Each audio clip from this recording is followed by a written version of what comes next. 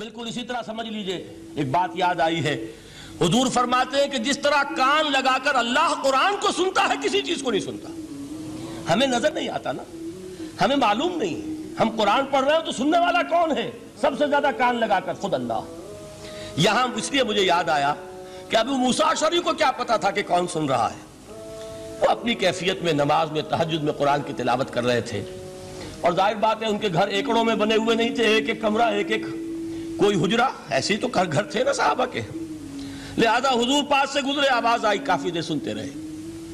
اس کے بعد آپ تشریف لے گئے، صبح فجر میں ملاقات ہوئی تو حضور نے تحسین کے انداز میں فرمایا، یا ابا موسیٰ انک قد اوتیت مزمارا من مزامیر آل داؤد.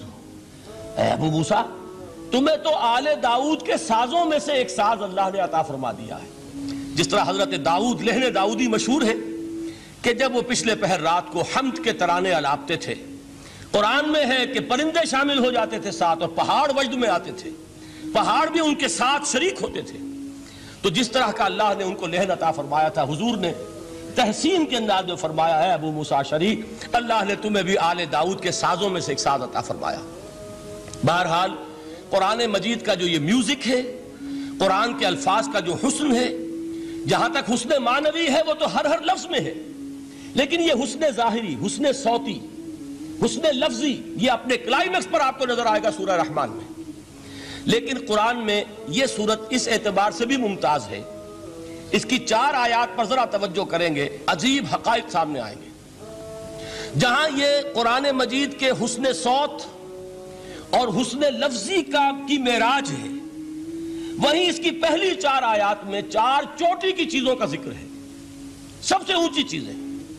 پہلی آیت کیا ہے؟ الرحمن. ایک آیت ہو گئی. رحمان کیا ہے؟ اللہ کا نام ہے. کبھی آپ نے غور کیا اللہ کے ناموں میں سب سے پیارا نام کون سا ہوگا؟ رحمان. کیوں؟ اس کا مادہ کیا ہے؟ رحمت. ہمیں سب سے بڑھ کر جس چیز کی ضرورت ہے وہ کیا ہے؟ رحمت خدا بندی. نام اچھی طرح سن لیجئے اس حضور کے قول کو. حضور فرماتے کوئی شخص جنت میں مجرد اپنے عمل کی بنیاد پر داخل نہیں ہو سکے گا جب تک کہ رحمت خدا بندی دستگیری نہ کرے. کسی صحابی نے بڑی ہمت اور جرأت کا ثبوت دیا کہ پوچھ لیا، کیا حضور آپ بھی؟ جب آپ نے فرمایا کوئی شخص داخل نہیں ہو سکتا جنت میں محض اپنے عمل کی بنیاد پر جب تک کہ رحمت خدا بندی جو ہے وہ دستگیری نہ فرمائے. پوچھا گیا کیا آپ بھی؟ آپ نے فرمایا ہاں میں بھی. آپ اندازہ کیجئے کہ اگر محمد الرسول اللہ بھی رحمت خدا بندی کے ضرورت مند ہوں تو تاب دیگراں چے رسد، ہماری تو سب سے بڑی ضرورت رحمت خدا بندی ہے. اب یہ رحمت جو ہے قرآن مجید میں اللہ تعالیٰ کی یہ شان 2 الفاظ کے ذریعے سے آتی ہے، رحیم اور رحمان. اور کوئی مادہ نہیں ہے جس سے 2 نام بنتے ہوں اللہ کے، لیکن یہ مادہ ہے واحد رحمت کا کہ جس سے رحمان بھی ہے رحیم بھی ہے. رحیم صفت مشبہ ہے، رحمت دائم ہو جائے گی، مستقل ہوگی تو رحیم کہیں گے. اور رحمان، اس میں رحمت کی ہے وہ شان ہے کہ جیسے ٹھاٹھے مارتا ہوا سمندر ہو، ہیجان کی کیفیت، طوفانی کیفیت، رحمت خداوندی کا طوفانی جوش، وہ ہے رحمان. آپ تو رہتے اس علاقے میں ہیں، آپ کو معلوم ہے عرب اگر بھوکا مرا جا رہا ہو تو کیا کہے گا؟ انا جوعان. پیاسا مرا جا رہا ہو انا عطشان. بہت غضبناک ہوگا غضبان. غضبان آصفہ قرآن میں آیا ہے، بہت غضبناک. رحمان جس کی رحمت جو ہے جوش میں ہے، ٹھاٹھے مارتے ہوئے سمندر کے مانند. تو یہ اللہ تعالیٰ کے ناموں میں سب سے پیارا نام. اب آگے چلیے. الرحمن علم القرآن. رحمان نے قرآن سکھایا. رحمت خداوندی کا سب سے بڑا مظہر، رحمان کی رحمانیت کا سب سے بڑا مظہر قرآن ہے. ان میں جو منطقی ربط ہے اس کو سمجھتے جائیے. اچھا آپ یہ سوچئے، جو علم بھی انسان کو حاصل ہوا وہ کس نے دیا؟ اللہ نے. سائنس کا علم کس نے دیا؟ اللہ نے. علم آدم الاسماء کلہا. وہ علم الاسماء جو حضرت آدم کو دے دیا گیا تھا ازل میں، یہ اسی کا ظہور ہے، یہ اسی کی ایکسفولیشن ہے جو ہو رہی ہے اور ہوتی رہے گی ابھی. اور دوسرے علم ہے وہ کس نے دی؟ اللہ نے دی. لا یحیطون بشیء من علمہ الا بما شاء. مخلوق میں سے کوئی اللہ کے علم میں سے کسی شے کا احاطہ نہیں کر سکتا مگر وہ جتنا اللہ دینا چاہے. لیکن یہ کہ تمام علوم میں چوٹی کا علم قرآن. نوٹ کرتے جائیے، اب چوٹی کی چیزیں جمع کیجئے. اللہ کے ناموں میں چوٹی کا نام رحمان. اللہ نے جو کچھ انسان کو سکھایا اس میں چوٹی کا علم قرآن. خلق الانسان، انسان کو پیدا فرمایا. سوال یہ کہ حیوانات کو کس نے پیدا فرمایا؟ آسمان کس نے پیدا کیے؟ زمین کس نے پیدا کی؟ فرشتے کس نے پیدا کیے؟ کیا مطلب خلق الانسان؟ اس کی تمام مخلوقات میں اس کا کلائمیکس، اس کی تخلیق کی معراج، اس کے تخلیق کا نقطہ عروج انسان ہے. یہ ہے کہ جو مسجود ملائک بنا ہے. وَلَقَدْ كَرَّمْنَا بَنِي آدَمَ وَحَمَلْنَاهُمْ فِي الْبَرِّ وَالْبَحْرِ وَرَزَقْنَاهُمْ مِنَ الطَّيِّبَاتِ وَفَضَّلْنَاهُمْ عَلَى كَثِيرٍ مِّمَّنْ خَلَقْنَا تَفْضِيلًا.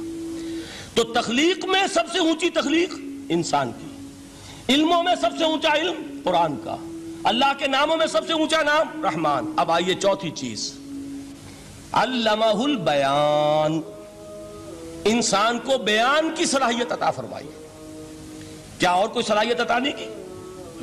بینائی کس نے دی؟ اللہ نے. اسی طریقے سے سماعت کس نے عطا فرمائی؟ اللہ نے. کتنی فیکلٹیز ہیں، کتنے ایکسٹرنل آرگنز ہیں سینس کے، کتنے انٹرنل سینسز ہیں جو اللہ نے دیے ہیں. لیکن یہاں بھی سمجھ لیجئے جتنی فیکلٹیز ہیں ہیومن فیکلٹیز، ان میں ٹاپ کی فیکلٹی جو ہے وہ اسپیچ ہے، کلام ہے، بیان ہے. جن لوگوں نے میڈیکل سائنس کا مطالعہ کیا ہے وہ جانتے ہیں کہ یہ برین ہے، ہیومن برین، اس برین میں جو وہ اوپر ایک زرد سا مادہ ہوتا ہے، گرے میٹر، اس کی ایک کوٹنگ ہوتی ہے، یہ ہائیسٹ ایوالوڈ فارم ہے. اور اس میں سب سے بڑا رقبہ جو ہے وہ اسپیچ سینٹر کہلاتا ہے. اسی لیے انسان کو حیوان ناطق کہتے ہیں. حیوان کے اور انسان کے مابین امتیاز قائم کیا گیا، نطق، گویائی، بولنا. اب یہ کیا چیز ہوئی؟ انسان کی صلاحیتوں میں سے سب سے اونچی صلاحیت. 4 آیتیں ہو گئی نا. اللہ کے ناموں میں سب سے چوٹی کا نام رحمان. اس نے جو علوم پیدا کیے ان میں چوٹی کا علم قرآن. اس نے جو مخلوقات پیدا فرمائی ان میں چوٹی کی مخلوق انسان. انسان کو جو صلاحیت اور استعدادات عطا فرمائی ان میں چوٹی کی استعداد بیان. جمع کیجئے نتیجہ کیا نکلے گا؟ وہ نتیجہ ایک حدیث نبوی کی شکل میں سامنے آتا ہے. پہلی حدیث میں نے یہی پڑھی تھی، اس کے راوی کون ہے؟ عثمان ابن عفان. میں حیران ہوتا ہوں وہ قافیہ یہاں بھی موجود ہے، رحمان قرآن، بیان انسان، عثمان عفان. باپ کا نام بھی اسی وزن پر ہے، عثمان ابن عفان. عن عثمان ابن عفان رضی اللہ تعالی عنہ قال قال رسول اللہ صلی اللہ علیہ وسلم.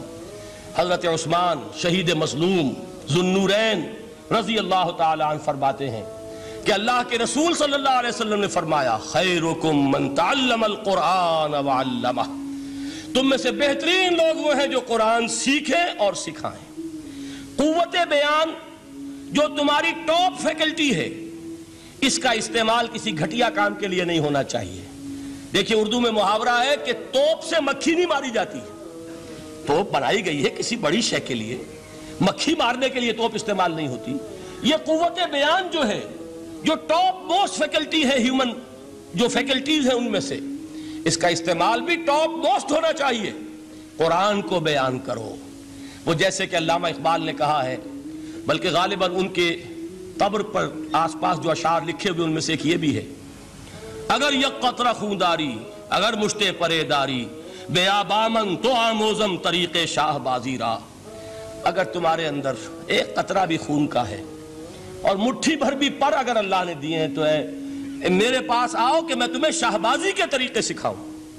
اسی طرح جان لیجئے اگر اللہ نے قوت گویائی عطا فرمائی، اگر اللہ نے تمہیں حیوان ناطق بنایا، اگر اللہ تعالیٰ نے تمہیں یہ صلاحیت عطا فرمائی، اس صلاحیت کا مصرف دنیا کو نہ بناؤ، اس صلاحیت کا مصرف اللہ کے کلام کو پھیلانے پر اس کو صرف کرو.